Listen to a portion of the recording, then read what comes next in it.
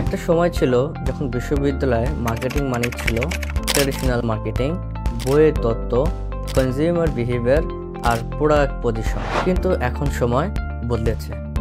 Daffodil university আর UIU ইউনিভার্সিটির মতো অনেক প্রতিষ্ঠানে ইতিমধ্যে ডিজিটাল মার্কেটিংকে মেইন কোর্স হিসেবে যুক্ত করেছে।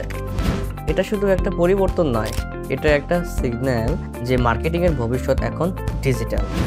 আগে যেখানে ডিজিটাল মার্কেটিং পড়ানো হতো ইলেকটিভ বা শর্ট কোর্স হিসেবে, এখন অনেক বিশ্ববিদ্যালয় সেটাকে কোর্স সাবজেক্ট হিসেবে নিচ্ছে।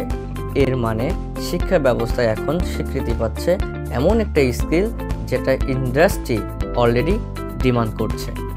আগে যেটা শেখা লাগতো ইউটিউব বা ফ্রিল্যান্সিং কোর্স থেকে, এখন সেটা বিশ্ববিদ্যালয়ের লেসন প্ল্যানে অন্তর্ভুক্ত। একটা সময় ছিল চাকরি মানেই ট্রেডিশনাল কর্পোরেট জব, কিন্তু এখন মার্কেট ডিমান্ড বলছে অন্য কথা। বিজনেসগুলো এখন social media, Google ads, SEO, এমনকি এআই মার্কেটিংয়ের ওপর নির্ভর করছে। এই কারণেই ডিজিটাল মার্কেটিংয়ের ডিমান্ড শুধু বাড়ছেই না, বরং এই সেক্টরে কোয়ালিফাইড মার্কেটারের অভাব দেখা দিচ্ছে। তাই এই কোর্সগুলো এখন শুধু ট্রেড নয়, বরং ভবিষ্যতের ক্যারিয়ারের সিকিউরিটি। এআই ভার্সেস ডিজিটাল মার্কেটারের ডিসিশন। অনেকে এখন বলে এআই এসেছে, মানুষ কি আর টিকবে?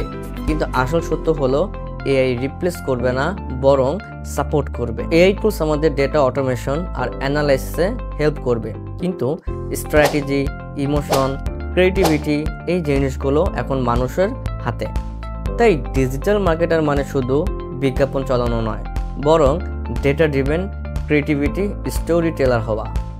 এখন একটা প্রশ্ন আপনার জন্য, আপনি কি মনে করেন ভবিষ্যতে প্রতিটি বিশ্ববিদ্যালয়ে ডিজিটাল মার্কেটিং মেইন কোর্স হিসেবে অন্তর্ভুক্ত হবে? আর এআই কি সত্যি এই ফিল্ডকে হুমকি দিবে, নাকি নতুন সুযোগে তৈরি করবে?